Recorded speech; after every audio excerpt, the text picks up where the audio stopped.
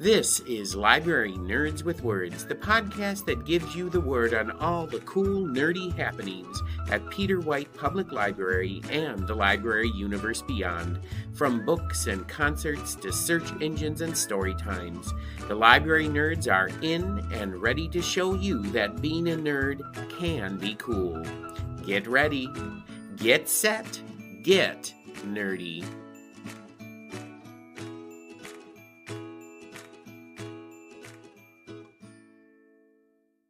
Welcome back for this August episode of Library Nerds with Words, the podcast where you get the word on all the cool things happening at Peter White Public Library and the library universe beyond, straight from the mouths of the people who know it best. Library Nerds.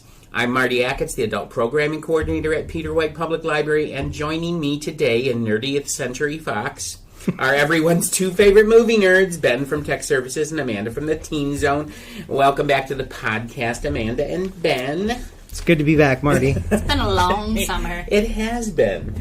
Well, we are in the dog days of summer, though. So when the temperatures are boiling and the air smells like sauna. It I don't know if it's not sauna right now. This whole summer it smelled like sauna outside. Summer reading has ended, and we still have all kinds of things in store for August, including more concerts and movies. You might say that we are more excited than a shark off the coast of Amity Island. Yeah, that's a clue as to what we're going to be talking about today. But before we release the raptors, another clue, we have to play another round of Word on the Nerd. And you both know how this goes. I'm going to ask you 3 library nerd questions about yourselves, and you have to answer them for the listeners. So Amanda and Ben, are you ready to play Word on the Nerd? Oh, yeah. All right, Ben and Amanda, this is going to be a little game of Would You Rather. I'm going to ask you 3 Would You Rather questions, and you have to truthfully answer them for the listeners. And all of today's questions have something to do with summer flicks. That means that all the questions have something to do with summer movies or summer movies. Okay. So here's your first question. Would you rather spend your summer vacation swimming in the waters off Amity Island, or would you rather spend your summer vacation visiting Isla Nublar, the island where Jurassic Park is? Okay, so I'm going to say, unless you want to go first. You go first. Okay, thank you. I'm going to say Amity. Mm-hmm. First off, Amity means friendship. Exactly. Secondly, there was only one shark. Hello. Right? Isla Nublar, first off, it's like off the coast. It's like a pain to get to. Yeah. Okay. It's off the coast of Costa Rica. You need to take somewhere. a helicopter to a boat and whatever. You don't have access. You don't know what's in the waters either. You don't know what's in the water, and there's Theoretically, if you're talking the first one, the Mosasaurus didn't exist in the first one. Well, that's true. They hadn't cooked that one up yet. But there was plenty other bad. There was a lot of dinosaurs versus one shark. Yeah. Okay?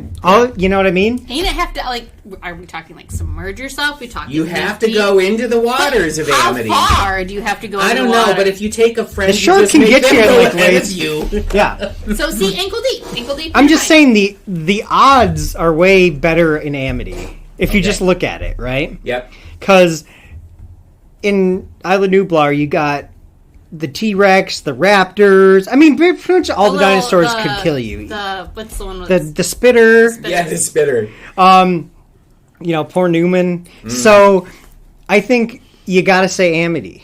See, I'd go with Amity. I was thinking about it yesterday. I'm like, Amity. Yeah, because we were talking about it, and I was like, I'm going with Amity. I said, because me against one shark as opposed to me against an entire island of man-eating dinosaurs. Plus, people have survived shark attacks. I know you can punch them in the face, whatever.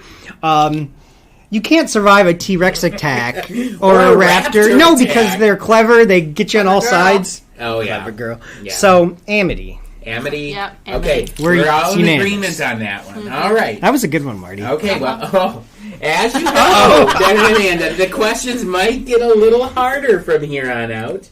So here's your second question. Okay.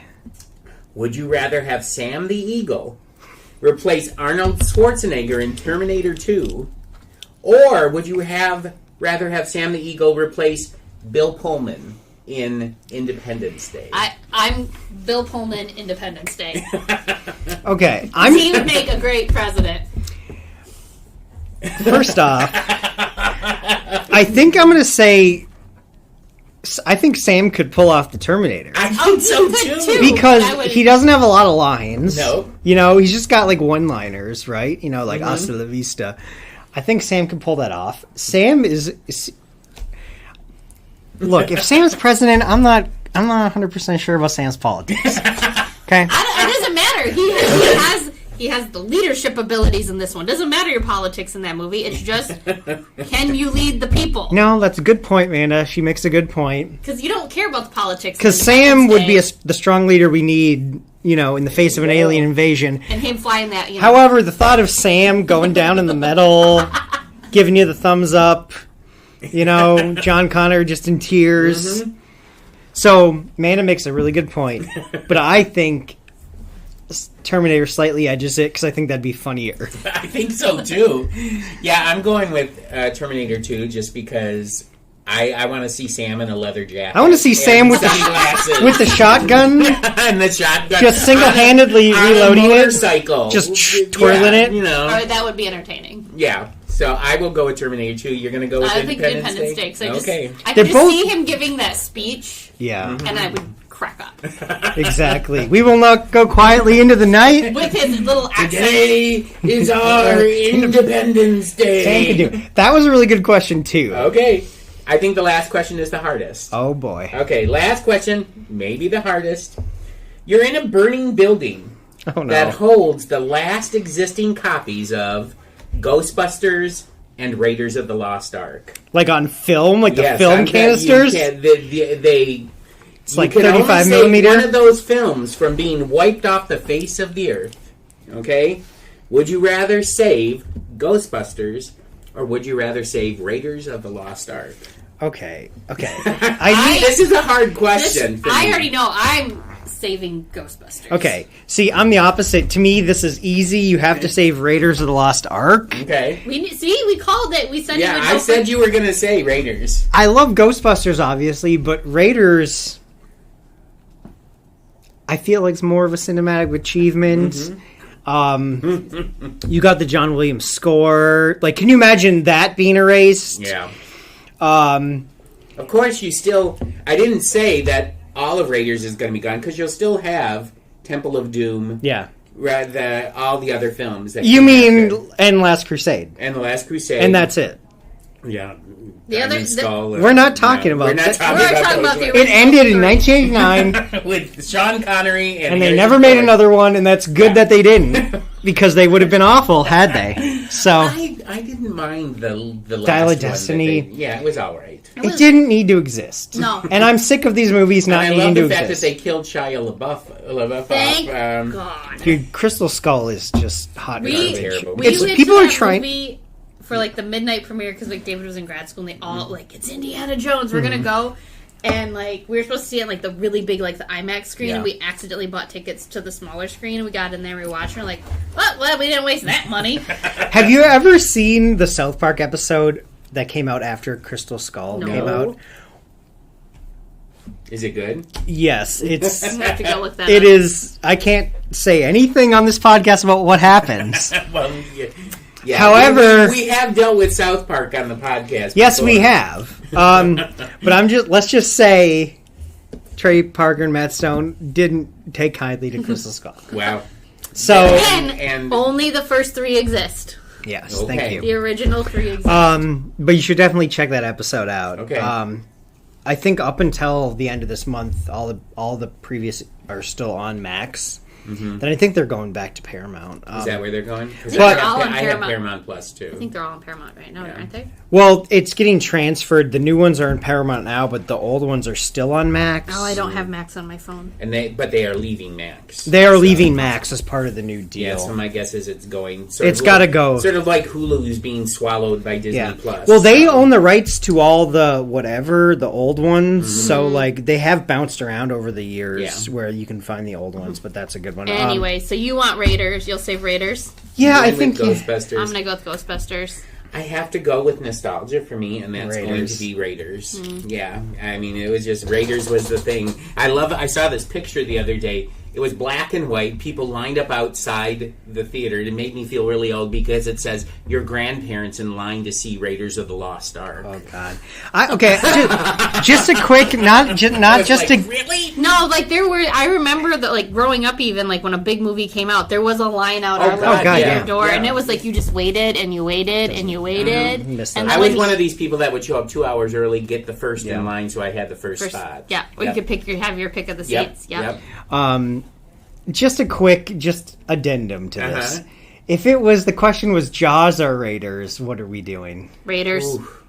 I think Jaws. I would go with Jaws on that one. See, I'd flip. Is Jaws, like, as far... I guess I've never even, like, asked you, where do you put Jaws, Marty, in your, like, movie pantheon? It's very high, right? It's very, very high. Do we want to talk about that when we get to that part? It probably would be in my top 10, for sure. Okay. And possibly top 5. Well, maybe we should just start talking about Okay. Jaws right now. so. Well, okay. Oh, you got to read the script. Yeah, I gotta go back to the script. Let's not jump ahead. We're so excited because Ben has said this is the best batch of movies that Pound we've for ever pound. had. Okay, so we are coming to the end of this Word on the Nerd edition right now, and this time with Amanda from the Teen Zone, Ben from Tech Services.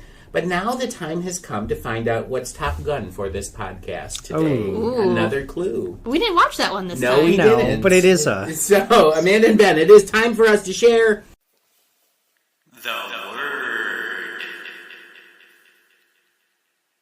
All right.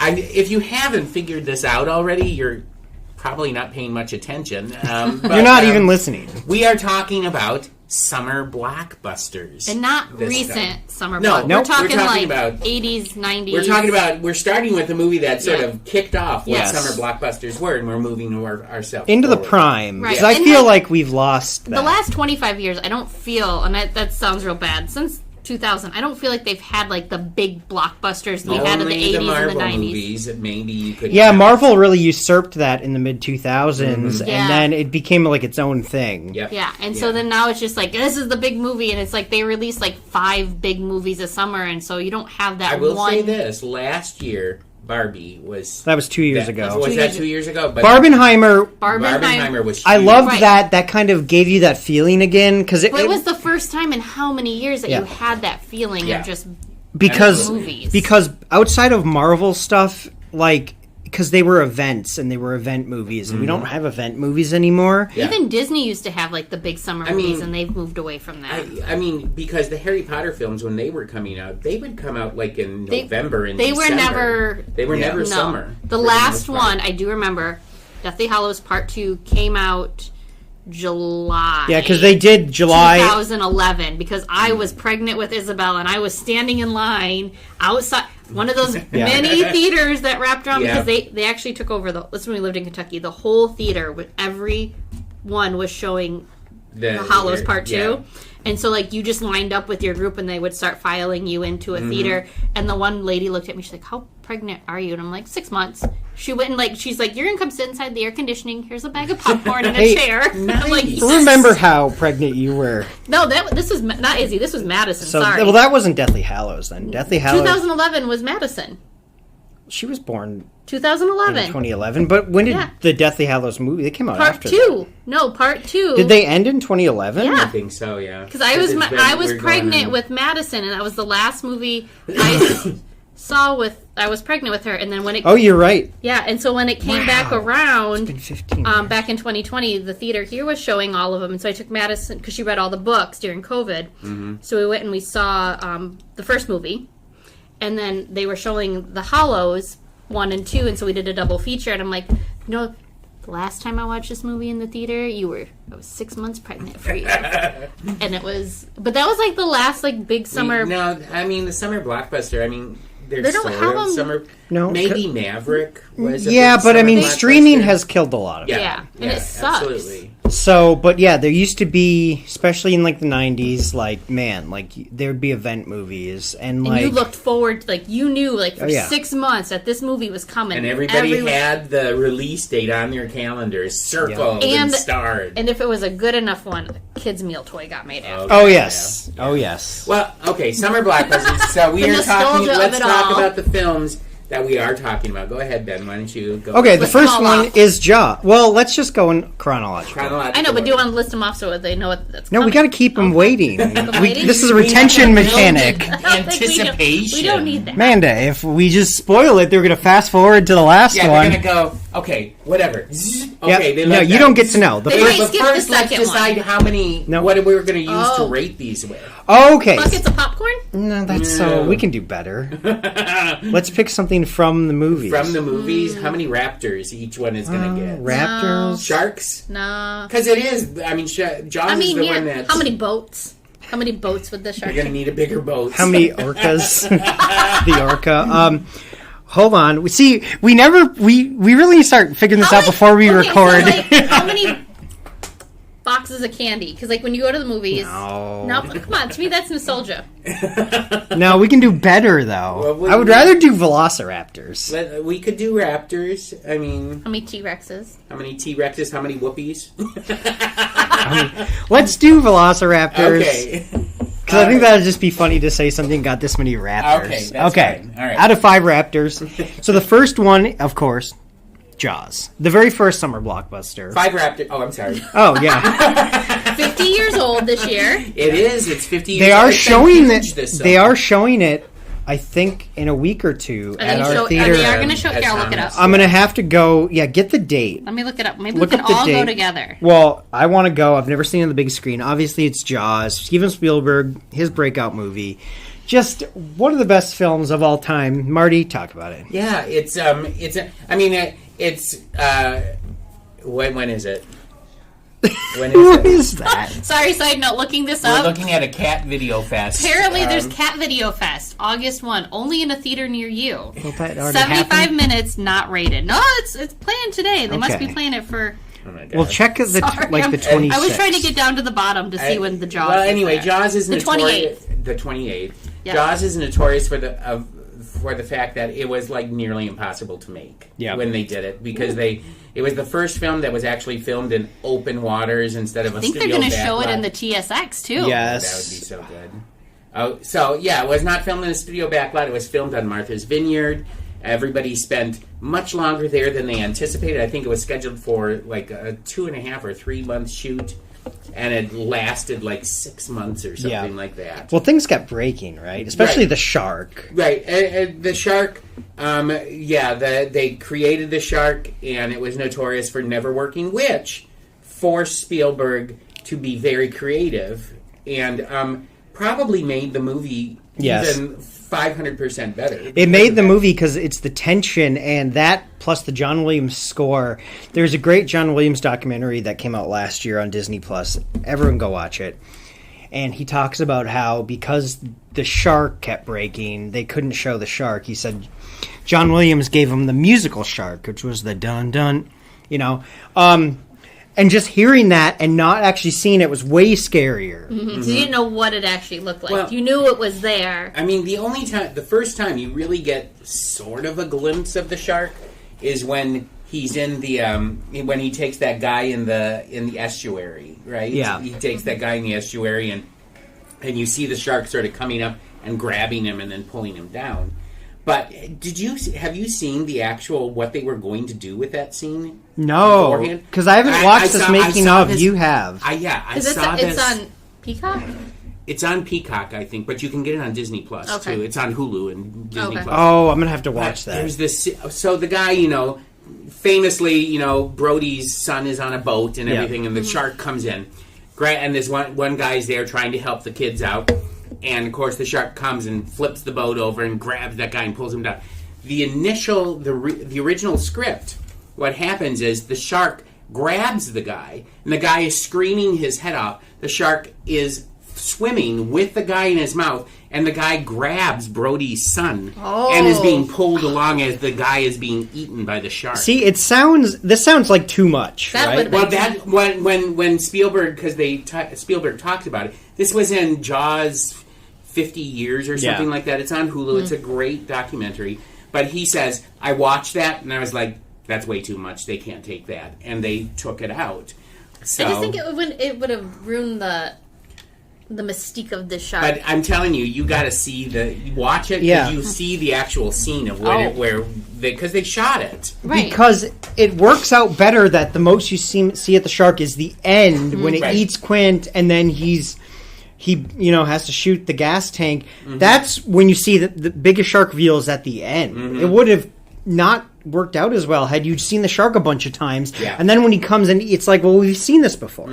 Yeah, and of course, if the shark had been visible through the whole movie, then you wouldn't get that really great moment. The most iconic moment in the whole movie, I think, is when Brody's out there chumming, and he says, yeah, you try to come and some of this, and then the shark jumps out. Yep. Then he backs up into the boat and he says, the line. The line. You're gonna need a bigger boat. David was not paying attention. We were watching it together on the couch because I can't remember where Madison was at. So David and I were like, just sit down on the couch. We'll watch this because I've never seen it all the way through. I've seen like bits and pieces. Yeah. So, this was an intervention for Amanda. We're gonna watch this all the way through, and I'm just like, I was sitting there like, David like looked at his phone or something, and I'm like, the line. And he's like, I missed it. I'm like, you missed it. You were playing on your phone. But I was waiting for Madison to come in because that kid is a jump scare. Like she jumps at when we get to the last one. I'll tell you when she jumped. Well, she jumped when the guy's face popped out in underwater. You said, didn't you? Yeah. Yes, she did eventually show up,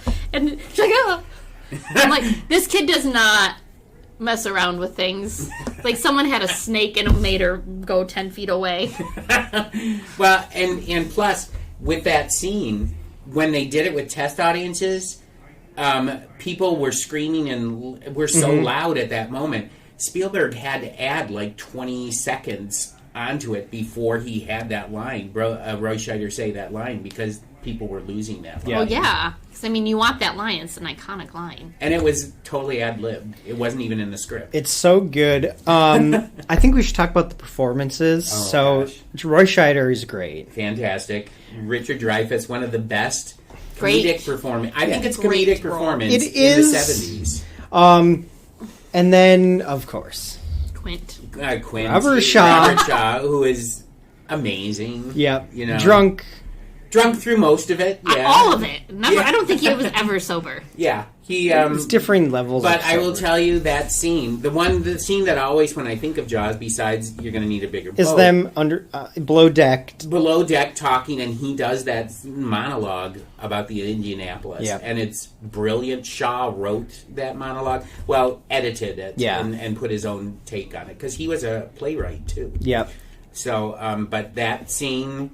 One of the best pieces of acting I've ever seen on screen. Yeah, I love that whole scene because that's sort of where because they're all kind of suspicious of each other up until then, because it sort of like bonds them, and it just because Quint is such like an enigma, and like you can't really figure him out. He's just like crotchety, but like he went through this thing, right? And you want to like him, but he's kind of he's a little out there. And I love, when the scarts or when they're talking about the scars, and Richard Dreyfuss is like his heart, and they're like, Mary Ellen Muffet, she broke my heart. She broke my heart. And then they all just start, and Dreyfuss's laugh in that scene is so good. And then the shark starts like attacking the boat, and Quint is so calm in the face of everything, where he's just like, put that out, get that, because why? Because he like served in World War II, and he was in the water, and it's just like people were eating his friends. And the thing is, he's went into being a sharker, or is that what you call a shark hunter, or whatever. But that the reason that he did that is because he's been waiting for that shark to come and get him since that moment. Yeah, it's personal. Right. But there's one point in that movie where they're comparing scars and everything. It's just Hooper and Quint doing it. But there's a part where Roy Scheider lifts up his shirt. And look, do you know what that is about? No. His backstory. Okay. See, I've read so much on Jaws. His backstory is that the reason that Brody left the police force in New York City and came to Amity is because he got shot in the stomach. Okay. And so he was looking at his stomach because there's a scar there from that bullet hole. And he doesn't ever mention it, but I love that. Yeah. So they're all sort of comparing scars, and Brody is doing the same thing, but silently. You don't know that. You'd only know that if you were like movie geeks like us. Oh my god, I gotta watch that documentary immediately.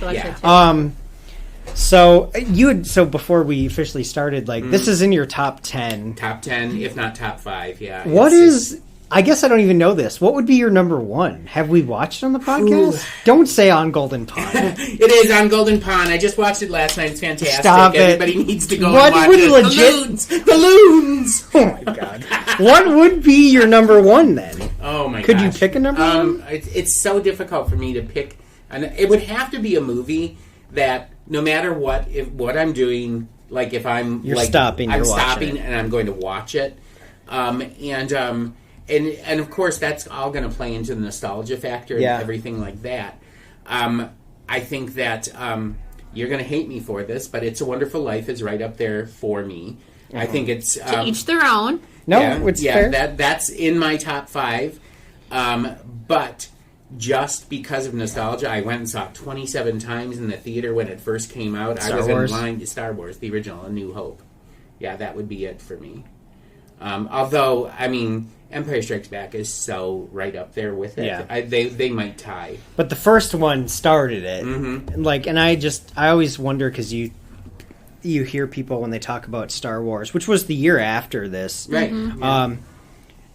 Like, how much that changed. Like, when that hit, nothing was the same after in the movie industry and just everything. So, okay, that's good. And if I were talking science fiction films, it's not talked about anymore that much, but it's another Steven Spielberg film. Close Encounters. Close Encounters of the Third Kind. I think it's so underrated and nobody talks about it. It is. People don't talk about it anymore. I remember the soundtrack. Yeah, which was very famous. Because we played it in band. You played clips of it in band all the time because it's such a good soundtrack. It's just, I mean, and the only way that that Spielberg got to make Close Encounters is because Jaws made like millions and millions of dollars. And I mean, adjusted for inflation, I mean, it made billions of dollars. You know. So, anything else you want to add about Jaws? It was fun to watch. Fantastic. I mean, like I said, it was my first time watching it all the way through. Mm-hmm. I enjoyed it. We knew you were going to. I had to sit there, and then I was like reading on it, and I was like, "Oh, there used to be a Jaws ride in Universal." I had to look that up. I did. I did that twice when I was there. It's not a good ride, but no, it's no longer there. The only thing that exists from the ride is the shark that they hung up, saying they got the shark. Well, and Spielberg, when you watch this, you'll see him talk about the fact that he suffered from post-traumatic stress from making that movie. For years and years and years, he had an office on Universal Studios, and he said. Sometimes he would literally go and hide in the boat that was on the lot and cry. Because I think it's still on the backstage tour out in... It's in Florida. No, it's not in Florida anymore. Oh, the only thing in Florida that exists anymore is the shark that's hanging, and it's in one of, in the town somewhere. Mm-hmm. But, I think if you do the Universal in California, they still have the back lot tour, and they still have stuff from that. Yeah. So, it's, we spend a lot of time on Jaws, but that's because it's such a great movie. So I've already said what I'm going to vote for, but it's 5 Raptors for me. 5 Raptors. I'll give it 4. Okay. Again, is there going to be a 5 Raptor in this? Yes. Oh, Lord. Okay. Something's ahead of Jaws? I mean, I know what it is. Yeah, I think I know what it is as well. Okay. What's the next film? So the next film came out in 1990. Mm-hmm. Won 2 Academy Awards. Mm-hmm. No. Yes, it won 2. It won Best Supporting Actress, and it won Best Original Screenplay. What about T2? Yeah, we're going in chronological order. That came out... Yeah, this came out in 90, T2 came out in 91. Oh, I thought it was 89. And the movie is... Ghost, with Whoopi Goldberg, Patrick Swayze, Demi Moore, and a pottery wheel. Ooh, steamy. I forgot about that scene at the beginning, and Madison was sitting in the living room with me, but she was glued to her phone. Okay. So it was fine. Yeah, I just remember that, and I remember... all the girls getting their hair cut short like Demi Moore in the It was movie. not a good haircut for her. I mean, I thought she made it look good. I thought it looked pretty good. And of course, I mean, it made Patrick Swayze the biggest star. I mean, that was it before or after Dirty Dancing? After. Dirty Dancing was 87. Dirty Dancing was but this really... then Ghosts. And Point Break was after this, but this was his prime era. Yeah. Ghost was probably his most successful movie if you're just looking at it. I mean, it was nominated for Best Picture and stuff. I had not seen it all the way through in like 25 years at least. Yeah, same. Like, I had to have been a kid because my mom had it. My mom still has it on VHS. There you go. And Yeah. I remember watching like parts of it, but I don't really remember anything. Well, the best part of the movie, hands down, is Whoopi Goldberg. Yes. Oh, God. She earned this Oscar. She... It's Oda Mae. Oda Mae Brown. She is... If that's her actual name. I forgot how great this movie is. This movie is great. And It was fun. I liked Whoopi, just amazing. Deserved the Oscar. Yeah, Marty? Well, it's just... it won 2 Oscars. It won for Best Screenplay and Best Supporting Actress. And, I mean, I remember when this movie came out. I remember the lines. See, we still get lines, but not the lines that summer blockbusters used to get, where you were literally standing in line for 2 hours in order to get into the movie and be there. Yeah. And then if you were at the back of the line, you were just praying that it wasn't going to sell out before you could get there. Or there'd be at least 2 seats together if you were with the front. Yeah, exactly. Either that or you're going to be in the back of the theater and the other one's going to be in the front row looking up at the screen. Well, I hadn't even considered this. So when we were planning the movies for this podcast, Marty was down in the office, and we were looking at the box office, and surprisingly, Ghost was way up there. It was the highest grossing movie of the year. That summer, I think Denzel was the highest grossing movie of the year overall. But as far as for the summer, and like Die Hard 2 also came out that year. It came out actually. Die Hard 2 and Ghost came out the same weekend. Same weekend, and I did a double. I went from Ghost and I went right into Die Hard. And it was funny because Die Hard's a Christmas movie. Why did they release that in the summer? Well, this was Die Hard 2, which isn't a Christmas movie. Oh, I thought it was Die Hard. No, Die Hard came out in 80 whatever. Die Hard 2 came out this week. Oh, okay. Yeah.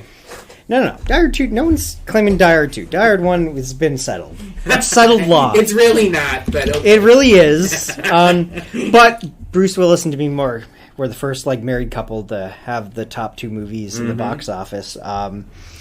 It's just so great. Whoopi just carries the movie. Yeah. I mean, there's just so many. Molly, you in danger, girl. You know that? You in danger. I'll tell her my own way. Wait, just everything. I know. When she goes in the bank and gets the check. Oh, and then she walks out. It's a $4 million check. See that nun over there? See that nun over there? She's like, no. No. I know you ain't telling me. She just wants to hold it a little bit longer. And the outfit. Oh my God, the outfit. The bright pink with the hat. The hat. And she's like, with and then the shoulder pad. When she signs it, she says, they give her a pen and she goes, do you mind if I keep this? She says that to everyone. She keeps all the pens. It's like her gimmick. She keeps 2 pens, separate pens from the bank. It's just and then but she also has especially near the end when Sam and what is the woman's name? I can't remember. His wife. Who? Molly? Molly. I'm sorry. God, I even said it. But when Sam and Molly are saying goodbye. I mean, she has that moment that's really serious, too. Mm-hmm. And she plays it so well. I mean, most people think of it as a fully comedic performance, but there are some really serious moments where she just Whoopi can do serious movies. She, Color Purple for her first Oscar nomination. But she's such... a great comedian that she often got typecast, especially after this. The stuff she did a lot in the 90s was a lot of straight comedy stuff, but she's just brilliant actor overall, and she kills this movie. She deserved the Oscar. I mean, she makes the movie. If you replaced her with anyone else, if you could have anybody else, the movie would be not even half as good. Well, the producers didn't even want Whoopi Goldberg. It was because Patrick Swayze insisted. Well, and really? Plus, the screenwriter, I'd read this, when they wrote that role didn't even have a specific person in mind. It was not even thinking of like a African American woman for the part. But you can't imagine it any other way. No, I can't. And and Whoopi Goldberg, I watched an interview where she said that it was because of Patrick Swayze that she has the Oscar. Yeah. So, It was a good movie. I enjoyed it. Carl, I wanted to slap Carl. He's such a great villain because He is. he really is like irredeemable. Like you Yeah. don't feel sorry for him at all. He's a murderer and a thief. And like he's trying to like, and he has the hots for Demi. Yeah, like it's like, no, you can't get with your best friends, girl. well, he killed his best I friend. know. And then he's trying to get in, like he's trying to slide in the DMs. Oh. Like he's such a great villain because like he's not likable. There's No. nothing redeemable Can't. about him. Even when those black the ghosts ghoul come to ghost get him, thingies. and he starts screaming and Yeah. everything after he dies You're in the just like, movie. I was nah. like, yeah, bye, Carl. Good to see ya. Have fun. And what's his name? Red Stapler guy. Oh, Milton. Milton. He's in it for like 1 minute. He's in there, but I was sitting there, I'm like, it's Milton. It's Stephen Root is Yes. the actor. He also is in Dodgeball. He's Yes. in a zillion things. But I was just like, so oh, man. good. Yeah. Yep. Do you remember he was in News Radio? Does anyone remember? Yeah, I remember that show. Yeah, he was the boss in News Radio. Yeah, he Phil was Hartman, great. and Yeah. it's so good. But all right, Raptors for Ghost. For the 4 Raptors. 4.5 Raptors. I'll go 4.5 as well. I think I can't give it as much as Jaws. Nothing's getting below 4.5 Raptors. We'll see. See, right now, I'm just I telling you, haven't it's like 4 waited on Raptors. everything. No, nothing's getting below 4.5 yes, Raptors. it is. No. Okay. here we Nothing's go. given. What are you talking about, Manda? All right. The next movie is One of our upcoming movies you're giving less than 4.5 Raptors Yes. Oof. to? What are you talking about? Introduce the next movie. No. Okay, let's do. I don't want to. I don't want to talk about the next movie. Terminator 2. Terminator 2, which I will just introduce as saying should get no less than 5 Raptors from anybody. One of the greatest summer blockbuster movies of all time by one of our great directors. One of the rare instances where the sequel is better than the original. Amanda did Yes. extra credit. Well, he I did that twice because Terminator 2 is better than Terminator, and Aliens Well- is better than Alien. But he did not direct Alien. Well, that's true. And it's a different genre. We did this in our We very did. first We watched that podcast. one. We watched I both of said them. my thought is you can't say Aliens is better because they change genres, They do because the first one is a horror film set in outer space, and the second one's an action film. action film. So it's not fair because it's not a better horror film than the first one. The first one's not a better action film. They change genres. yeah. They're both equally great in their different ways. and then the rest of them suck. This is just a straight sequel, Right. where they're like, the first one's good, but we can do No. better. The first one is good. No. For its time, I get, yeah, but like, it was just, it was bad. okay, you I don't know. you did not have to watch that. But I hadn't watched. Okay, here's the thing. She explains what happens in the first 30 seconds of I T2. know, That's why I but, told you would have been good. But like, I feel like we're gonna watch something, and I'm gonna watch both of them. Okay. And like, I'm like, also. Well, but don't I let can that affect your Madison score of this one. Watch this too, and I'm like, how the heck did they? That's not what I said. Yeah, I'm sure that's say- exactly how you I said it. appreciate that. I may have muttered something else under my breath, so we'll see if it comes through. Okay. But we watched it, and I'm like, how the heck did they ever make a sequel out of this? This was awful. The first Awful? one. I thought the first one was awful. My thought is it's fine.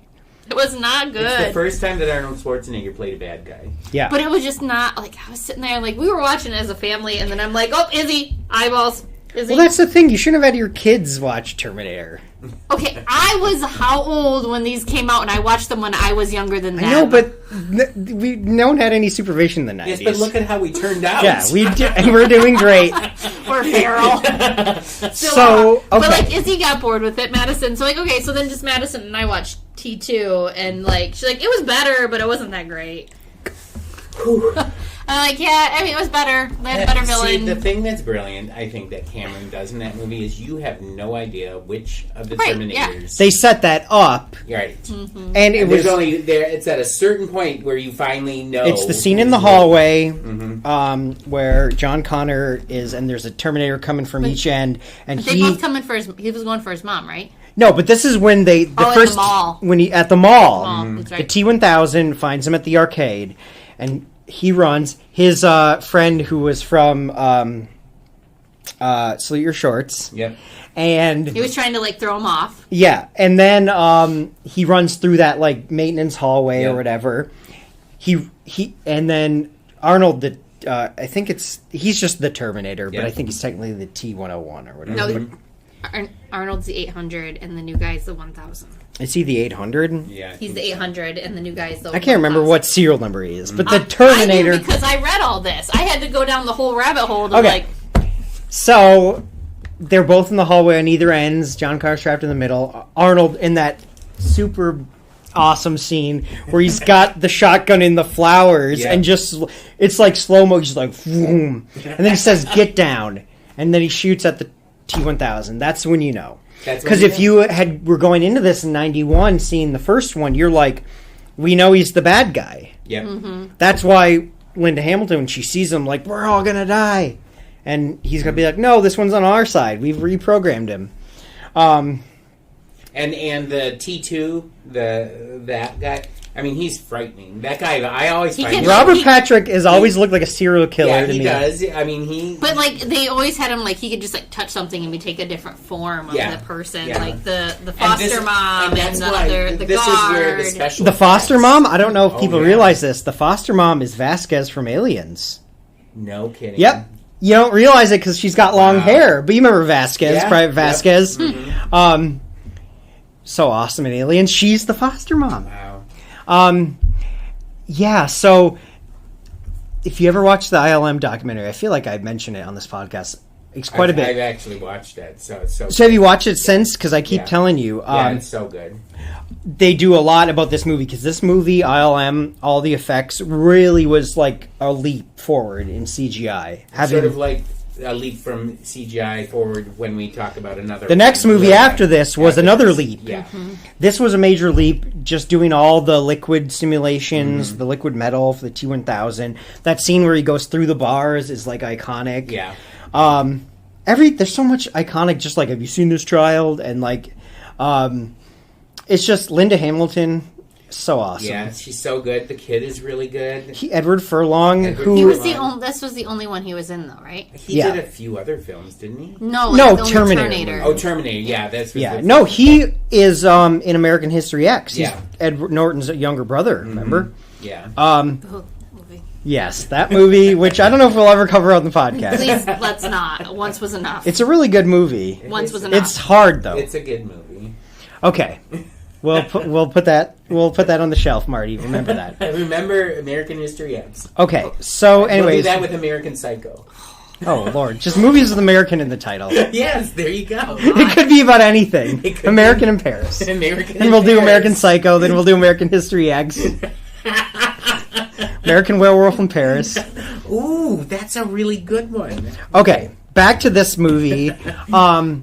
It's so awesome. I don't know. I mean, this movie is 5 raptors. Obviously, it's 5. It's one of the most iconic summer blockbusters of all time. If you say summer blockbusters, it's one of the first movies you think of. Terminator 2. And my favorite scene out of so many scenes, I mean, it's hard to beat the end where he's going down. He's like, you have to. There's one chip left. It's in my brain. I can't self-terminate. You have to lower me down.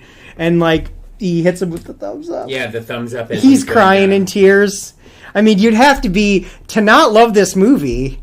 You'd have to have a dead soul. I mean, something... Saying I have a dead soul? We're not saying that. We don't know how you feel about this movie. You're going to rate this. Okay. So, Marty, any other additional thoughts? You know what?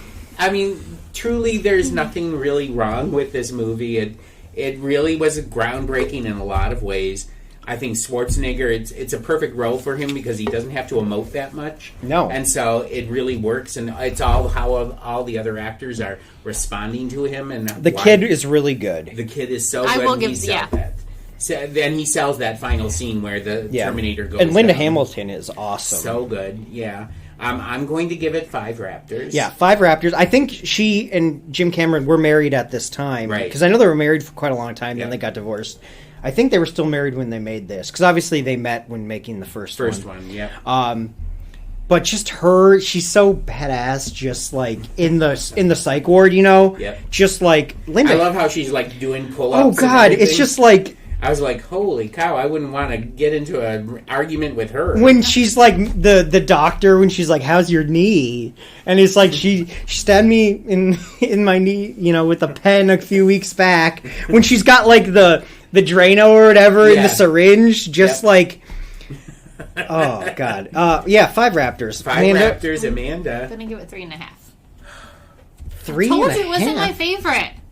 Did you watch it? Now I'm thinking you didn't watch it. No, I think that did you were watch distracted. it. I just no, I Were wasn't. you drinking? No. Or you Maybe you should have been drunk.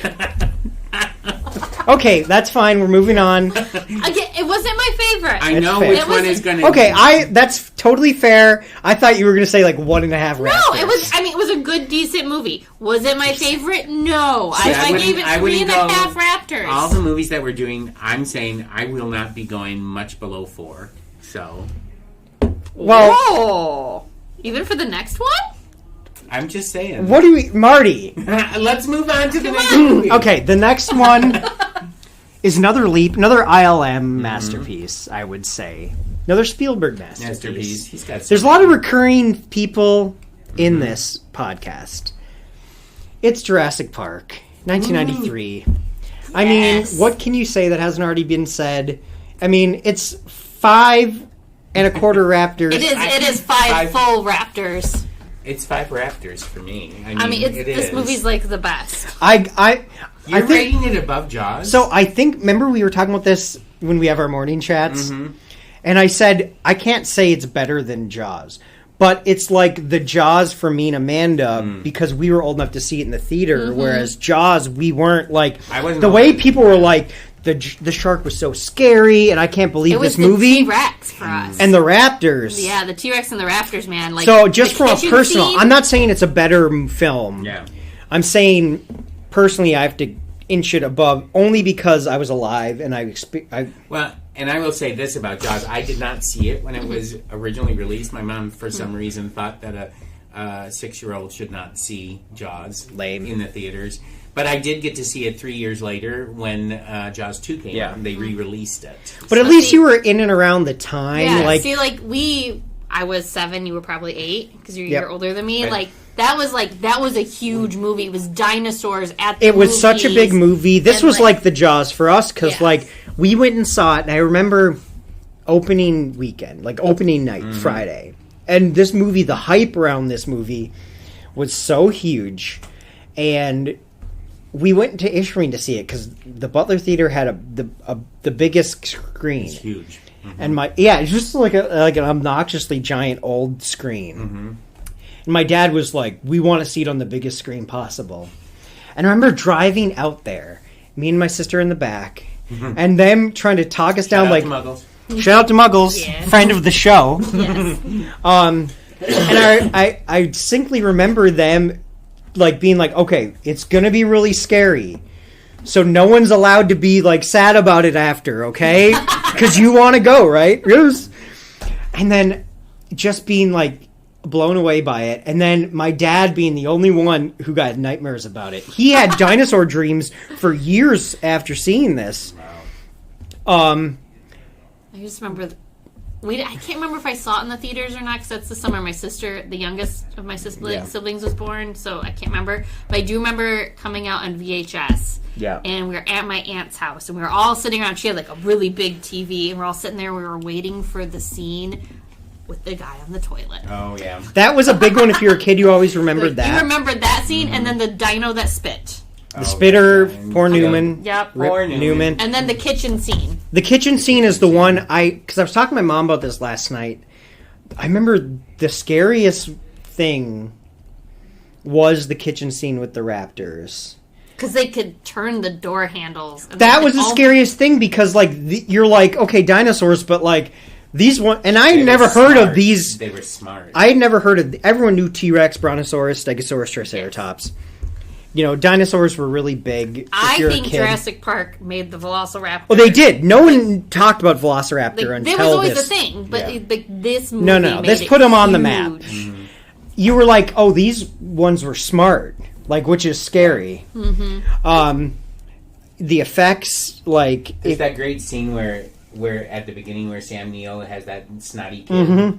And he's got the raptor claw. Razor sharp. And he like literally like guts him, and you know, and the kid's like, I'm like, deserves you, right, kid? You were kind of a little bit of a. And then Laura Dern's like, you know what? I don't know if you'd make a great dad, but you know who might? Is there another doctor in this movie that sexy Jeff Goldblum? Yeah, Jeff Goldblum. That scene. Hot. Oh my god. David was rewatching this. I'm like, all right, gotta rewatch Jurassic Park. So it's been about 6 months. I'm like, okay, we'll watch it again.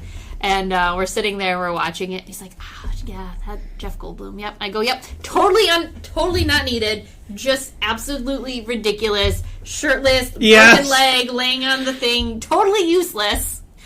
Dude, the scene where he's got the drop of water, he's brilliant. The windows are fogging up, okay? Yeah, it's just brilliant. Dude, and Dr. Grant's just over here, like, unbothered. And I remember even a kid being like, bro... He's putting moves on your girl. It's happening in front of you. Yeah, and you know, Goldblum has such a different way of delivering lines. You know, it's the Jeff Goldblum way. It's just so good, and I mean, it was like the perfect role for him. I mean, that and Seth Brundle from The Fly. I mean, those are the two roles that I think of. Which we've also done, and we got another Jeff Goldblum coming up in a second. Yes, we do. Yeah, not as good though. So. No, he wasn't sexy Jeff Goldblum with the broken leg. He was saving the world, studious. I'm just saying, I didn't say that Jeff Goldblum was not as good. I meant the other movie that he did. Stop it. Okay. Okay. Listen, we got to talk about the effects really quick. Another ILM masterpiece. If you ever watch that ILM documentary show on Disney Plus, they talk about this. You need to watch that. Probably. You would love it. It's so good. And you have to watch that Jaws at 50. I'm going to. Just ILM, it was a combination of CGI and like Stan Winston Creature Shop and Phil Tippett, who there was originally going to be stop motion Phil Tippett, and the CGI people at ILM cooked up, and then they went with that. But then Phil Tippett, they had it programmed, so he did all the movements of the CGI dinosaurs. They had a maquette that was computer programmed into a program that if he moved the little puppet, it like did the thing. So it was part stop motion, part CGI, part practical, and that's why they look as good as they do. Like, I remember when Jurassic World came out, people were just like, these don't look as good as Jurassic Park. Because it was all CGI. It's too CGI. Yeah. They were too uncanny. And literally, when they were thinking of making this movie, I mean, Spielberg put it off for a while. He's like, we don't have the technology to do this. Yeah. And then they created that scene, a scene with the dinosaur, and literally like snuck it in so that they'd see it, right? Yep. And they were walking by, and they stopped when they saw what was on the screen. Yeah, so it was Steve Spaz Williams and Mark DePay from ILM, who were like the bad boys of ILM, and they were computer guys, and they were really starting to explore. And Kathy Kennedy and Steven Spielberg and the brass were coming through to have a meeting about Jurassic Park. Just get an update. Yeah. And they were like, they made like a cinema, like a little loop of the T-Rex, like, rah. Mm-hmm. And they had it placed on a monitor, and they were like, oh, is this for the movie? This already looks great. And it was just, and then Dennis Muren, who, these are all like legendary ILM people, who was, I think, the supervisor, was like, okay, yeah, that's what we're doing. Like, they tricked, and I feel bad for Phil Tippett, because this was going to be like his magnum opus. He did all the stop motion stuff for all the Star Wars movies, and he's a legend. He did, yeah, he is. But Spielberg still wanted him, because he's like, well, I wanted Phil Tippett to do the movement. No one does animal movement better, so they made a way to blend the thing. So it was a blend of all these different things. It's just why it was so good. Right, and why all the films that came after it, where they were solely depending on CGI, are not as good. I mean, we are a Jurassic Park family. Like, we have seen all of the movies. We even went and saw Rebirth this summer. I'm sorry. It was I can't swear on this podcast, but it was terrible. It hasn't stopped you before, man. Yeah, I may have muttered something. I might put a raptor scream in there if you do. But I mean, like... Well, I did hear, because I did watch a VFX breakdown. The new one, apparently, the effects are very good. They do look better. They look more like the originals. The plot was just trash. Okay. And then you introduce the D-Rex. Whatever. Okay, let's not talk about that. We're talking about great movies. So, Jurassic Park... That was not a great movie. This is an amazing movie. So... I'm going 5 1/4 Raptors. Marty went 5. Amanda went 5. Yeah, no, like Raptors. This movie, like it just this movie might top all the other ones. This is just.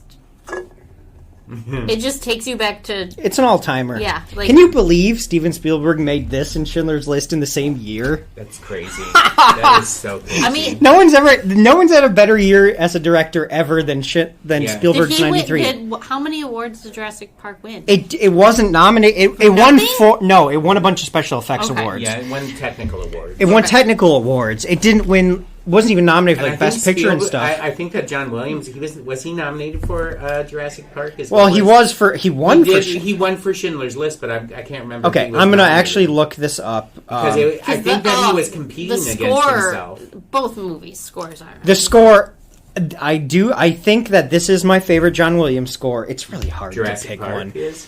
Yeah, Schindler's List is there for me. I mean, but then there's Star Wars, and how's that not your favorite? Yeah, and what about Raiders? You know, I mean. You can't go wrong. And Jaws. I mean, you Jaws. cannot go wrong with John Williams music. No, and Jaws. I mean, that movie would not be what it is without John Williams. So it was nominated for 3 and won all 3: sound editing, and effects. Okay. So it was not even. This score was not even nominated, which is crazy because it's such an iconic theme. We love it. I love this movie. I mean, my kids like this movie too. Like, we can easily, like, when we can't agree on anything, like, we turn on Jurassic Park. Yeah, okay. My coworker Kelsey, the homie, has not watched this. I told her we were going to shout her out on the podcast. Wow, Kelsey. Yeah, if you listen to this ever, if you ever listen to this, watch this movie. We challenge you right now to watch it. Like Madison's like every time. My favorite thing is we've seen this movie. We've watched this movie. We started in 2020. We started during lockdown because we had nothing else to do. Like Friday night movie nights. This is one of the first ones we watched. This kid has seen this movie for the last 5 years, easily, consistently. You know what my son is going to force me to watch tonight? Not force. Minecraft movie? No, he wants to watch No Country for Old Men. Oh. You don't want to watch that? I know I do, but it's like suddenly he's all about No Country for Old Men. Interesting. Wow, really? Yeah, he's got good taste, but he's my son. God! Oh gosh! In movies, no, in movies. I mean, he's not to brag or anything. He was the one that introduced me to The Lighthouse, which I'd never even heard of. Oh boy, that's a weird one. It is a weird one, but such a good movie. It is. So. I don't think Manda would like it. Yeah, I think it's in black and white and it's weird. No, it's a horror movie. We could do that. It's got Robert Pattinson in it. I hate Robert Pattinson. You would love him. You don't like Cedric Diggory? And Willem Dafoe. I can't stand Willem Robert Dafoe Pattinson. is so he's really good in it. Yeah, I think that he's actually like a real actor. If we're gonna do horror movies, I'm gonna push for The Lighthouse. Yeah. Okay, well, anyways, we got one last movie, guys. So what we said? We said 5, 5 1/4. Amanda said 5. Yeah. Okay. The last movie, maybe the best for last. I don't know. No, Jurassic Park's still top. Okay, no, I mean, Jaws is up there, so yeah. This is going to be Marty's 3 movie.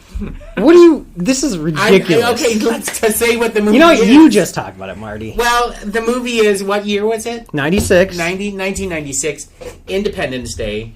And, of course, this movie had so much hype going into it. I mean, you started hearing about this movie almost like a year before it was released. That. And, of course, did they release it on Independence Day? Yep. I went and saw it midnight show at the Delft with me and my dad. It was July 3rd, but midnight 4th of July. And that was the first time I'd ever stayed up late for a movie like that. Could not believe it. I was just like, is this the greatest movie of all time? No, but okay. Pretty good. When I was a kid. I did not watch this one in the movie We can't theater. even list all the stars that are in this movie. Well, let's try. So we got Will Smith, we got Jeff Goldblum, we got Bill Pullman, Mary McDonnell, Vivica A. Fox, Judd Hirsch, Harry Connick Jr., Harvey Fierstein. Yep. What Randy Quaid? Is it Randy Quaid. James Rebhorn, who's that guy in every movie, but he's Mr. Nimzicki, the Secretary of Defense. And Robert Loggia. Robert Loggia. So good. The General. The General. Nobody could play a better general than him because he sounds like a general. Yeah, it's like, and he's just got that presence, It's like, you don't want to mess where with this guy. He's got the voice just like, I'm going to stick around by your side. I mean, there is that point where Bill Pullman is... well, let's not forget Brent Spiner, Miss Brent Data. Spiner is Data, well, as the scientist in Dr. there. Oaken. Yeah, and did we say Harry Connick? Yeah. Okay. But there's that point where Bill Pullman's going to go and fly, and Robert Loggia is like, that's not a good idea, sir, and stuff like that. He's like, what are you doing? What are you doing, sir? And Robert Loggia knows he's not going to talk Bill Pullman. No, can I say it? Go ahead. He says, I'm a pilot, Bill. I belong in the air. That was pretty good. See, that's not a good line. That's such a great line. I didn't watch this movie until the year after it came out because I didn't like scary movies. Like, still not a big fan of scary movies, but like that was an alien. It was creepy. Not my thing. My mom's like not gonna do it. I remember watching it at the lake house, which you will not hear me talk about that often. But I was sitting there and we were watching Independence Day, and I'm like, look at the buildings blow up. Look at the special effects, dude. So the special effects are so good. So much great miniature work, and this is getting to like, and it's all miniature work. Isn't everything that blows up. They crash so many cars. It's like 100 cars practically. Well, Madison. We were watching it. We started to watch it while camping, but then the power went out. But so like the fighters were attacking the first wave was attacking. Did Madison like the movie? She was. I can't remember if we watched it all the way through with her. I think we watched all the way through once. But she was like very like we were watching it and she got all upset. Izzy doesn't like the aliens, but Madison's indifferent. I'm like, you have seen way worse, uglier aliens watching Avengers. Yeah, and of course I love. There's that iconic thing where Will Smith the UFO crashes and Will Smith goes up and he's walking up because his plane has crashed and he walks up to it. And it opens it up, and there's the alien there. And just ask! And the alien, like, goes to try to clocks him. And Welcome to Earth. Just clocks him and knocks him out. This is the movie that made Will Smith a movie star. Before this movie, he was a TV star. Mm-hmm. After this movie, he's a movie star. Yeah. Mm-hmm. He's so good when he's he's nothing, but, when he's dragging him in the chute, and he just gets mad because he smells, so he goes back and starts kicking him. Yeah. Or how about when he's driving up to the base, Area 51. And they're going, I'm sorry, sir, I can't let you in without the proper permission. He pulls back the thing. Yeah, he's like, I'll just leave this here with you. Let it go. He's got the whole caravan of like Randy Quaid we didn't mention. So drunken Randy Quaid. You know what? This is a spoiler, but any movie where Randy Quaid saves the day is a good movie. It was. I mean, the whole movie is just super fun, and it's fun. Okay, I'll give you fun. It is. It is a good summer blockbuster. It is the perfect summer. This is what I'm saying. This is the perfect summer blockbuster. This is what it's trying to. This is peak summer blockbuster. Like, this movie is designed to come out on July 4th. So it's a holiday. Huge people want to see a movie. Yeah. We're going to hype it, and then it delivers on the hype. Like, no one saw this movie and was like, it wasn't good. Before they released all the good clips in the trailers. Mm. Oh, yeah, no, you didn't even really know. Up. You didn't see you just saw aliens, and you saw, like, the ships flying, but you didn't see the White House exploding. You didn't see the cities exploding. This movie sort of reminded me back in the 70s and 80s when all of those disaster films were coming out, like the Towering Inferno and, Airport. And the Poseidon Adventure and all that, where the world was coming to an end. Mm-hmm. And in some ways, it's like a science fiction version of a disaster film. It totally is, but that works. Those movies were all successful. Yeah. And because all those disaster films had those huge stars, 10, 11 huge stars. A lot of, old people, like Fred Astaire's in Towering Inferno. And Helen Hayes and Shelley Winters. Shelley Winters. Oh, God, she was so good in that movie. so much into this movie, but it's one of those ones you can just sit there and you can watch it and you're like, you can feel the nostalgia from right. To me, every line is like killer, like it's iconic. It's like you can sit, like when you're sitting there and you're watching, like, I remember how old I was when I watched this movie, and I remember my feelings for the first time. I forgot that the president's wife died in the movie. Oh, and Mary McDonnell. Yeah, and she's like, I voted for the other guy, but like she's in it. This is like a big movie star, especially back then, because, you know, she stands with a fist in Dancing with Wolves and multiple-time Oscar nominee, and she's in the movie to just, like...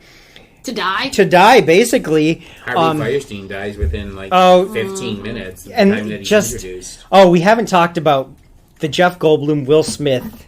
Oh, they have such great camaraderie and chemistry. I just love that every time he goes and he's like, Dad, I need your car. It's like, why? We're going to D.C. And he's like, all the traffic's going this way. Why are we going this way? Judd Hirsch is so good. And then they get to the White House. He's like, oh, I thought it was like this. And then Judd Hirsch turns into, like, this whole father figure for everybody in the movie. It's so, I mean... But, like, the scene, like, we got to the Madison and I were watching. She's like, how is the plane going to escape? And I'm like, it's just movie magic. Because Air Force One is taking off and everything's blowing up in the the fireball is like chasing the plane. Yeah. They make it. Yeah. It's just... obviously. So, a huge movie. The dog. Madison was losing her mind when the dog was in the car and she was trying to get the dog to come in and, like, so is the dog going to survive? I'm like, can you guys just watch the movie? Especially Izzy. Like, just watch the movie. The dog's okay. All right. So, I'll save my raptors for last. Why don't you... No, Marty. My issue. What is your issue? Because we've only said good things. I know. How could anyone have any issue? I would endorse all the stuff that you said. However, I do remember all the backlash that this movie got at the time that it was released, which was the fact that it was for America. It was like America first. America comes in and saves the day while the rest of the world is just, I don't know, sitting around with their thumbs up their noses and just waiting for the Americans to, like, come in. But we've talked about this. The story does not support this. The reason why the America had to do, because we had the ship. Yeah. We had the big ship. We had the ship that crashed here, which was the key to everything. So blame the aliens for crashing here. If they would have crashed in France, maybe... So why didn't we see all of these other countries trying to come up with... They didn't have the ship. That's the key thing that people forget. Like, we had all this technology. We just studied them because we had the ship and the bodies. We only had that. No one else did. Countries are like, what the hell is this? What year did this movie come out? 96. I don't remember any backlash, and I actually tried to look this up, and I could not find any. There was, I remember... I mean, I'm sure there's always there's always somebody, but I'm just saying this was not a widespread thing. Do not make it a thing. I was from... what, Ishpeming? No, actually, I was living in Kalamazoo when I saw this movie the first time. I'm just saying... Yeah, it was... And so I have a little problem with that. I have a little problem with the... sort of very patriotic, let's go out and kill people, kill things. Although it was aliens, I get it. And they started it. I know they started Didn't it. we send it? But we tried. We sent the helicopter. We sent the welcome wagon. Yeah, and then they blew What did they do to the welcome wagon? They blew it up. They did. They blew it up. And when they when they talk to the Prez, what does he say? He's like, "Can we live in peace?" And he says, "Die." Well, yeah, okay, I will agree with all that. What are we supposed to do, Marty? It's a terrible. It's a perfect popcorn movie. That's what I will give you. It's a perfect popcorn movie. It's entertaining. It's a summer blockbuster. It's fun and everything like that. If you don't start thinking and getting too deep about the messages that it's sending when it comes to international relations and stuff like that. Fine. I don't feel like it even is... that's not what it is, and I feel like people... This is not to single you out, but I hate when people do this. It feels like you're projecting your own stuff on the movie. The movie is not saying this at all. I think that in people some ways, do that. In some ways, in the subtle way it is. I never picked up on that as a kid. No. Well, not as a kid, I don't think. And as an adult, I'm just like, it's But I rewatched this with everything you said in mind, and I don't feel like the evidence supports what you're saying. I'm not trying to invalidate your feelings. English who were like, they're there, and you bloody know, Americans about time when he says that. Cards. And he was like, "Well, it's about bloody time." Well, It's like, "Oh, so you're waiting for America to come in and save the day?" Okay, you stupid Brit. Okay, but to be fair, there's a line in the movie. They say, "Listen, they've already wiped out pretty much every military thing. They've wiped out every major city. They have like nothing left but a few planes. Even we only have a few planes left. Mm-hmm. So we're scraping the bottom of the barrel like this. It's not like they're sitting there. You know what I mean?" Did either of you guys see the sequel to it? Oh yeah, it was horrible. Don't ever watch it. I've wiped it from my mind. I saw it once, and I was dragged to it. My wife wanted to go see it, and I was like, I wanted to go see it. It was bad. Let's not talk about it. I will say this: my wife loved Independence Day when we first went and saw it in the theaters, and I was like, I just feel like, are we looking at this objectively, or are we just our own stuff? Because I has a thing for Jeff Goldblum too. So well, you can't blame her for that. He still looks great. We're not going to argue the fact he has aged very well. He's like a fine squeaky cheese. Yeah, not a fine wine. Fine aged cheese. Cheddar. He's a fine aged cheddar. He's safe to eat. He's safe to eat. Thank you. Even I would eat Jeff Goldblum. We should have rated him on sexy Jeff Goldblums. That's what we should have rated these all on. Sexy, open shirt, Jeff Goldblum. Collared shirt, Jeff Goldblum. That's what we should have rated these Goldblums. Maybe we should just do an entire podcast of Jeff Goldblum films. Well, we've done the 3 best Jeff Goldblum movies, so we're good now. I'm just saying, I get what you're saying, but I feel like that's people are, especially this time, America. But I'm just saying, I feel like it's not that deep. In a different context at the time that it was released. I will say that, if this same exact movie came out now, it would be way different. Yeah, and there would be too much backlash. There would be way too much backlash. I'm sure that the current occupant of the White House would probably screen it at the White House. Well, that's what I'm saying. I just don't want to apply current to 1996 because that's not fair to the people who made it. 20 years ago. That's 30 years ago. No. I know. 30 years ago. No, it's not. I'm still 25. Well, it's 30 years ago next year. Yeah. 29. I'm going to be 40 this year, but in my mind, I'm still right out of college, and my body's still fine. So I'm just saying, it's like, I was going to hold back on not saying that stuff. No, we got to talk about it, but I'm saying, that's why I feel like, if people were to watch, what's a patriotic war movie, like The Longest Day. Oh my God! I mean, or something like that. Any John Wayne film that's what I'm saying. Green Berets. I mean, there were a lot of people at the time who had a problem with Green Berets. Yeah. You're not and the Vietnam War was not popular at the time. No. I'm just saying something like World War II related, maybe like Longest Day, or something. Tora, or something. Something that came out. Just you wouldn't want to apply our current to that. Is what I'm saying. Yeah. Yeah. That feels unfair. I mean, honestly, you put it in the context, as opposed to now as we're jaded. And 30-some years later, can we go back to the 90s? Can we have the heyday of the 90s? I know not everything was perfect, but the internet. I would say we can go back to 19. Let's see. I would go back to 96. Yeah, because 95, I 96, like the President of the United States back then. It wasn't even that. It just wasn't as a scary time to live in. No, it wasn't. So anyways, Marty, why don't you... do you have any parting thoughts? I what? Well, do you have any... Okay, I've got one parting thought, okay? Okay, all right, and I'll give my parting thought. We're fighting for our right to live, to exist, and should we win the day... Do I have to put music underneath this?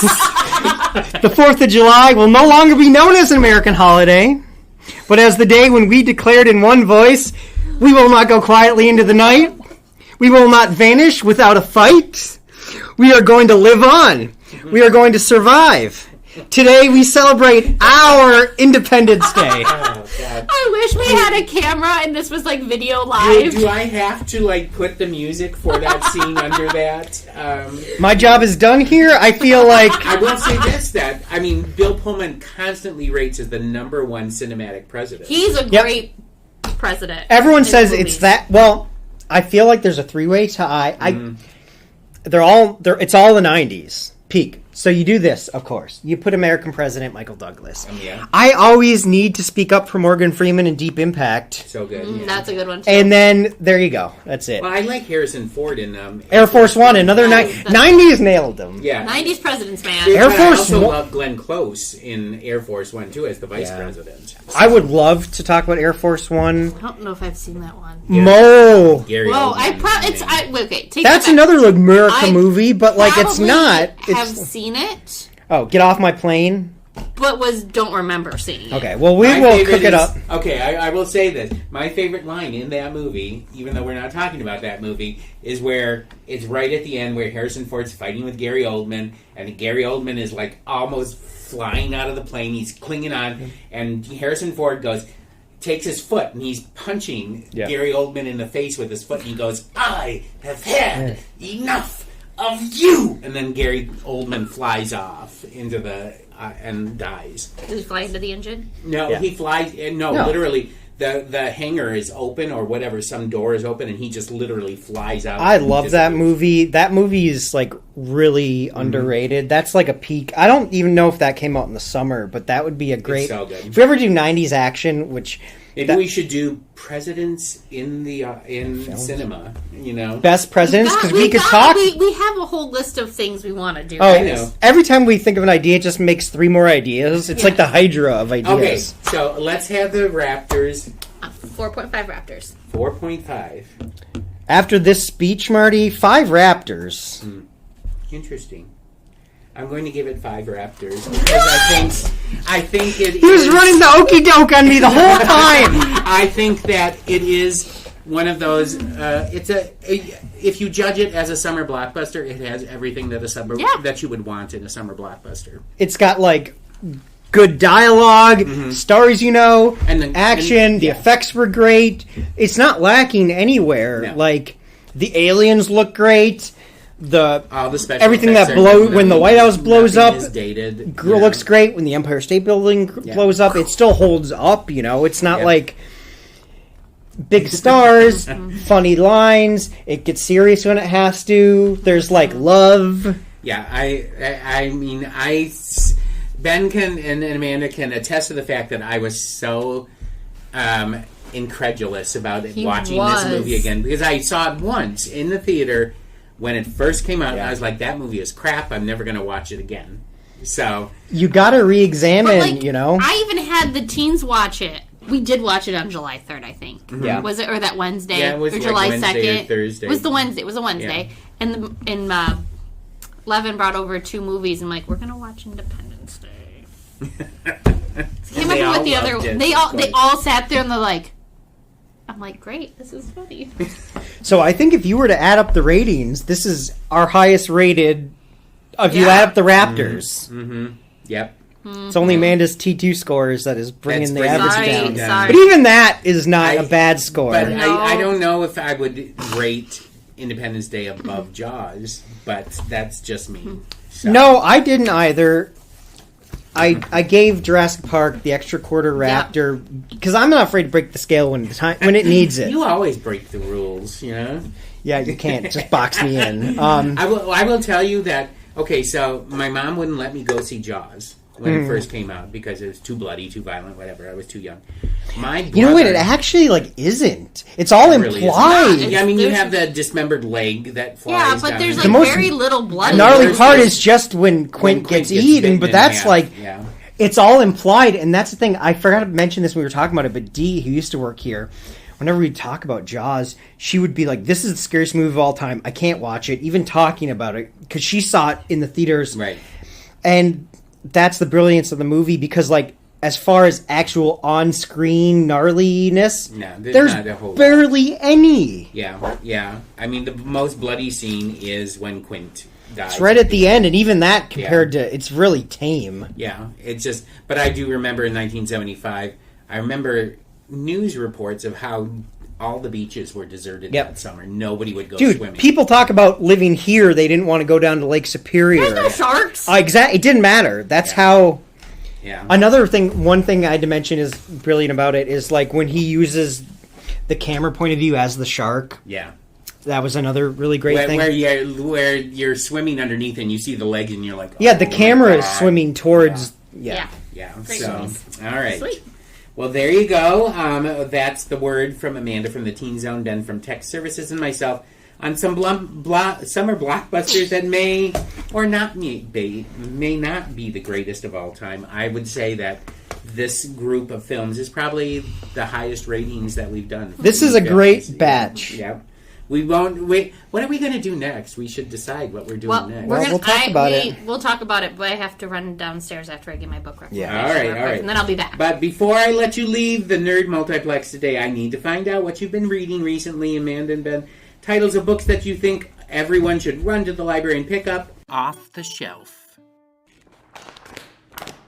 So, guys, what have you been reading? That's good. Well, I'll recommend something first. What I will recommend is a book I really like is Jurassic Park, the novel. Oh, by Michael Crichton. Mm-hmm. It gives you a lot of extra detail. A lot of the stuff that's in the second movie, Lost World, is stuff from the original book that they couldn't fit in. Like, if anyone remembers the second Jurassic Park with we've watched them all. The little tiny green guys that look friendly and they eat the girl at the start. Ones, yeah. That's from the original book. Oh. So it's fun if you're familiar with the movie to read the book. Because some of the details are one for one. Like, even like, you know, Newman's, like, the Barbasol shaving can. Like, it's a Barbasol shaving can in the book. And in Dominion? I don't know. I haven't seen... The third one of the new set, the Barbasol can is in the office of the guy. Oh, just an Easter egg. It's an Easter egg. And I'm just like, there's the Barbasol can. David's like, you don't. I'm like, it's just an Easter egg. I don't think it's from... No, it's not. Because they never collected all... But the reason that they put it in... No, because you have to put Easter eggs in movies now. But, like, there was no... The Barbasol can was still on the island. So, theoretically... No, it washed away. It washed down that creek, but... and got buried with... But, I mean, it would have rusted. It would have. But, again, it was just one of those fun... No, it's just an Easter egg. But I really enjoy... the novel. Have you ever read it? I have never read it. I have to say, I have not read any Michael Crichton books. Okay, so, I mean, they're quite good. You get more backstory on, like, Lord Dern and Dr. Grant's, like, their actual relationship, which is not even explicitly stated in the movie that much. It's like, you know, they're together, but, like, they don't dwell on it, but, like, in the book, there's more, like, I want to have kids, and that's why, like, when Richard Attenborough's grandkids are there, it's more of, like... By the way, Richard Attenborough's fantastic. Oh, we didn't even mention, we have to shout out, he's so good. You know what we're going to do for next year for summer reading? Jurassic Teens! We're going to do Jurassic Teens, and I've already talked to... Did you talk to Jim? Yes, Mr. Jim Edwards from the Children's Museum is going to be playing... Oh my, he's the only one who could do it. He jumped on as soon as I said, would you be willing? He said, absolutely. I have at least 4 dino costumes, blow-up, inflatable dino costumes. We're going to have a dinosaur zoo with, we're gonna try with Richard Attenborough, our own Richard Attenborough. Yes. So good. Yeah, so I highly recommend that book. I'd read it originally, maybe like when I was in middle school. I think I got it from the Grey Ferret Library. I've listened to the audiobook a few times. The audiobook is quite good. But it's just like, you know, I wouldn't say it's better than the movie. This is one of the rare instances. And Jaws is actually, too, where the movie's actually better than the book. Well, in Jaws... Contrary to our shirts. I don't have mine on today. But there are exceptions. This is one, but the book is definitely worth reading. And if you like... And Jaws by Peter Benchley is worth reading, too. Yeah. But, like, if... There's something that happens in it that I don't But if you like the Jurassic Park movie and the universe, like, it's worth reading that book because you just get extra detail. Mm-hmm. So you know, in the book Jaws, Brody's wife has an affair with Hooper. I am glad that's not in the movie. And Hooper dies in the book. But we didn't need all that. That's way too much. Because actually, when Brody is shooting in the book, and the shark comes up, Hooper's body is in the shark's mouth, and he literally, when he aims, shoots Hooper in. I hate it here. So, all right, Amanda, what do you got? I read 6 books last week because we were camping. Wow, okay. Well, 2 audiobooks, 4 books. Okay, well, you only pick one of those. Halfway through another one. I'll talk about Sisters in the Wind, Angeline Boulley's new book. That comes out in September. She had an advanced copy. I did have an advanced copy, and it was an audiobook. Loved the first one. Firekeeper's Daughter was great. Did not like the second one, Warrior Girl Unearthed, at all. It felt rushed. It was I personally thought it was terrible. Terrible. Ben, I read this book and I'm like, this is awful. It's like, it was like, you felt, the whole time it just felt super rushed. Like, just rushing through it to, like, get through it. And it just wasn't good, in my opinion. But this one, fantastic. I really enjoyed it. You have our favorite characters, Donis and Jamie, come back. You meet Lucy Smith. Lucy is but something happens in it that I hate. I know. Yes, me too. And it was like a nice build-up. It was all set in northern Upper Michigan, Mount Pleasant. It's about Lucy Smith. Her dad dies at 33, and she becomes in the foster care system because she's estranged from her family. She was told she was Italian growing up the entire time, but really being indigenous and not really knowing. And then it's about talking about like the foster care system and the indigenous children, how they get lost in it, and something happens and there's like she's on the run, but you don't know who she's on the run from. But it was really good, and I love Jamie and Donis. Well, and it comes out in September, right? Yes, yep. September, beginning of September. But it's really good. You will find out the fate of Jamie in this, and book. Donis and Lily and Lucy, and it's really interesting because. The first book was set in 2004, and like I will give her, she's very historically accurate on what's going on in those time periods. And then the second one came out, was set in 2014 with same characters. Right. And then this one was set in 2009, but it all had the same characters and everything that she's really good about, like saying what came out when, and like the time period was just she does a really good job with that. And this one was nice because like it's set in Petoskey, and she talks about Harbor Springs and then Alpena and Mackinac City and Beaver Island, and like.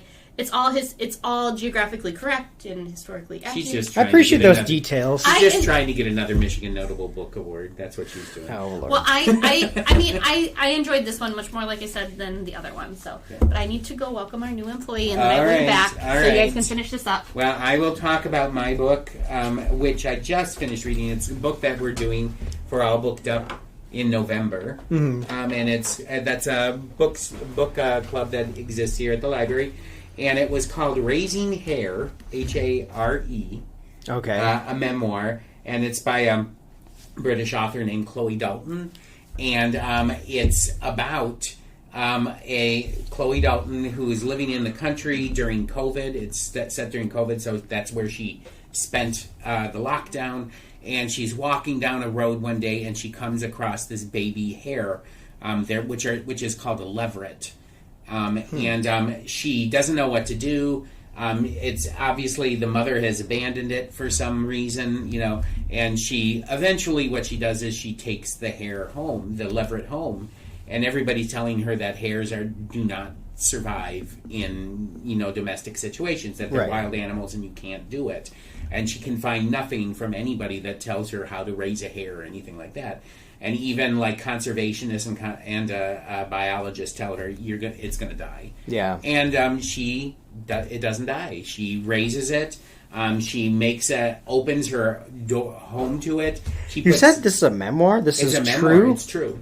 And she opens her home to it, and she never tries to domesticate it. She lets it run free. If it ever wants to leave and just go away, she's fine with that.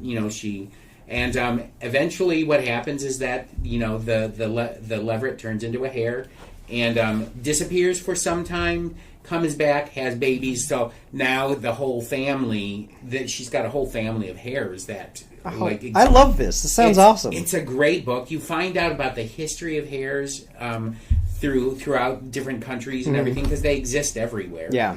And just a really, really great... not sentimental, because you would think that... I always think that, stories about someone finding a wild animal and raising it is it's just kind of stupid. How did you get on this book? I just read a review of it from somewhere, and I was looking for books for All Booked Up, and I was like, wow, that sounds really, really interesting. Okay. This sounds good. I might have to read it. Yeah, we have a copy. I think I have our only copy, but I think we ordered more because it's part of the book club. So anyway, Raising Hare Such a good book. Okay, so there you go. That is Amanda's, Ben's, and myself recommendations of book that you should pick up off the shelf. And we have come to the end of this summer blockbuster episode of Library Nerds with Words.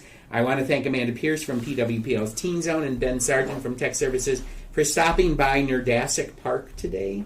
You like that? I do. Okay. Because I thought I was going to do Nerdity Island, but it doesn't. No, it's not as good. Tune in next month when really our guest nerd will be Melissa Allen, head of circulation department here at PWPL. But until that time, everyone, stay nerdy and go out and watch a really good summer movie. Yes. Thank you for listening to Library Nerds with Words, Peter White Public Library's weekly podcast, giving you the word on what's cool at the library.